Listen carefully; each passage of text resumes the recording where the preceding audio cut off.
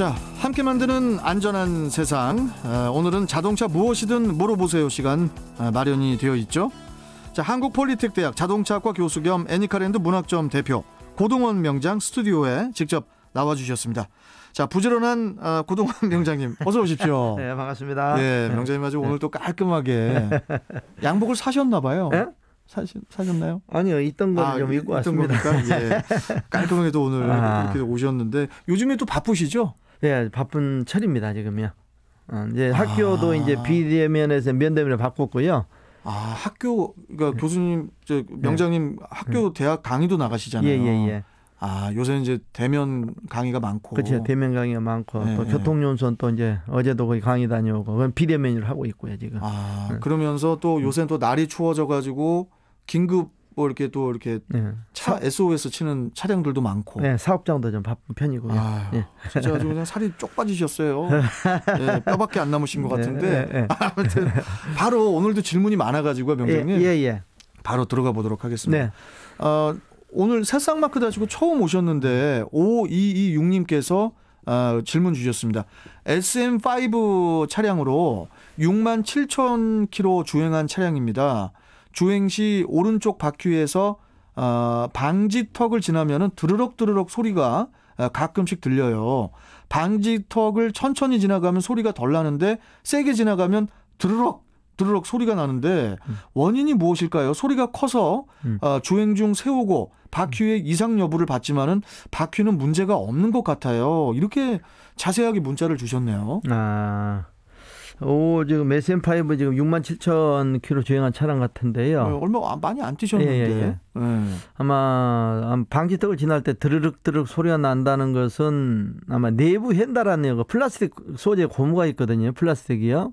내부 휀다. 휀다 쪽이에요? 휀다 속에 내부에 이제.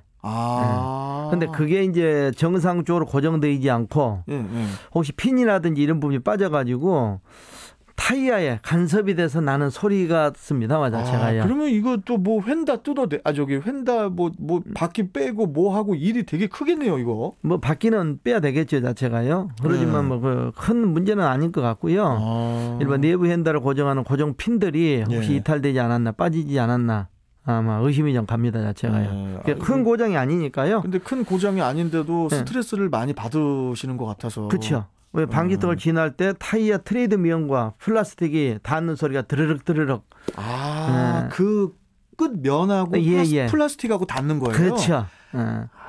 분명히 아마 이 차량 같은 경우는 그 부분이 문제가 있을 거라고 생각이 됩니다, 자체가요. 우리 5226님 정부소 가서 한번 그 부분 명장님께서 말씀하신 그 부분을 한번 점검을 받아보시길 바라겠습니다.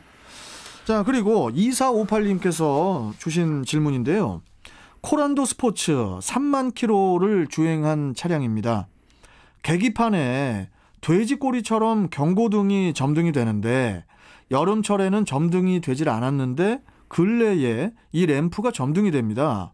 엔진 경고등은 아는데 돼지꼬리 경고등이 점등이 돼서 이게 근래에 들어오는 이 경고등, 이게 무슨 경고등인지 궁금합니다, 명장님. 이렇게 저는 이 돼지꼬리가 뭔지를 알겠거든요. 명장님께 배워가지고. 날이 추워질 때 이런 경우가 많지 않나요, 명장님? 아마 맞습니다, 자체가요. 실제로 이제 디젤 차에만 적용된 에어 브레이크 시스템으로 해가지고요. 디젤 차만. 네. 아마 그래서 이게 에어 시스템이 문제가 발생했을 때 점등이 되는 램프거든요. 그래서 특히 이제 여름철에 들어오지 않습니다, 이게. 그렇죠. 여름에는 뭐 춥지가 않으니까. 그렇죠. 꼭 겨울에 온도가 이제 영하로 떨어지고 5도나 5도 이하로 떨어지면 이 램프가 이제 점등이 되는데요. 아마 이제 에어플러그가 이제 혹시 단선이 됐다든지 고장이 났다든지 이럴 때는 운전자한테 실제로 알려주는 그게 그 경고등이거든요. 그게 이제 돼지꼬리 스프링 모양의. 그렇죠. 그걸 이제 이른바 돼지꼬리 표현을 쓰시는 건데. 에얼 이제 우리가 니크롬선 보면 이제 에얼 코일이라 그러잖아요. 맞습니다. 코일요. 그래서 코일. 에얼 시스템을 그렇게 표기를 하는 건데요. 아마 이 차량 같은 경우는 아마 그 에어 플러그라든지 아마 관련해서 아마 점검을 해야 될 상황 같습니다, 아마요. 점검을 무조건 해야 되는 상황인가 봐요. 그렇죠. 이제 이게 지금 현재 에어 플러그가 점등이 된다, 이제 고장 코드가 돼지 꼬리가 이제 점등이 된다는 것은 에어 시스템 작동이 안 한다는 거거든요. 예열 시스템이 작동을 안 한다라는 것은 어디가 문제인 거예요, 병장님? 대부분 에어 플러그가 이제 고장이 나는 거죠, 이제. 예열 플러그가 있어요. 예열 플러그. 디젤차 같은 경우는 시동성을 좋게 해서 추운 날 시동 이렇게 바로 걸리게. 바로 폭발할 수 있게끔 실제 연료를 이제 에어 플러그를 거쳐서 분산하게 되면 거기에 태워진다는 얘기죠. 그래서 차 키를 이렇게 한 번 딱 하면은 이제 이렇게 한 번 이렇게 엔진 이렇게 뭐 이렇게 계기판이 불이 들어오잖아요. 그다음에 한 번 더 할 때 시동이 걸리는 거고. 그렇죠. 근데 이제 그 전에 이 시동이 안 걸릴 때 이제 돼지꼬리가 나오는 거잖아요. 예열이 안 됐다. 그렇죠. 이제 우리가 통상 시동을 걸기 위해서는 어떻게 키를 온시키잖아요. 그렇죠.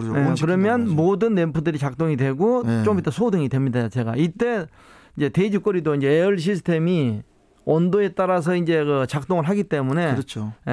작동을 하는데 혹시 이게 고장이 나게 되면 램프를 점등을 한다는 얘기죠. 제가요. 그러면 명장님 여기서 좀 궁금한 게요. 경유차는 이렇잖아요. 뭐 예열 플러그 말씀도 해주셨고, 근데 이렇게 가스차라고 하죠, 일명. 가스차도 보면은 뭐 한겨울에 시동 걸 때 막 우쭈쭈쭈쭈 뭐 이런 차들도 상당히 많이 봤거든요. 엄청 많죠. LPG나 LPI 차량들은 왜 시동이 한 번에 안 걸리는 거예요? 겨울에 그런 차들이 있더라고요. 이제 실제로 이제 LPG 차량 같은 경우는 이제 연료 특성상 가솔린에 비해서 연소 수명이 떨어지거든요. 연소 성능이요. 폭발하는 성능이. 그렇기 때문에 특히 LPG 같은 경우는 가스로 분사는 그렇죠. 자체가 이제 문제가 많다고 봐야죠. 이제 기화하기 때문에 특히 이제 문제가 많은 부분이기 때문에. 옛날에 그러니까 LPI 말고 LPG. 그 전에 LPG 때. 그리고 요즘에 LPI 차량들은 뭐 한 방에 시동이 걸리는. 지금 시동 잘 걸립니다. 지금 저는 옛날 얘기를 한 거네요. 알겠습니다. 자, 그리고 다음 질문 가겠습니다. 2789님께서 소나타 이거 LPG네요. LPI가 아니고 LPG입니다.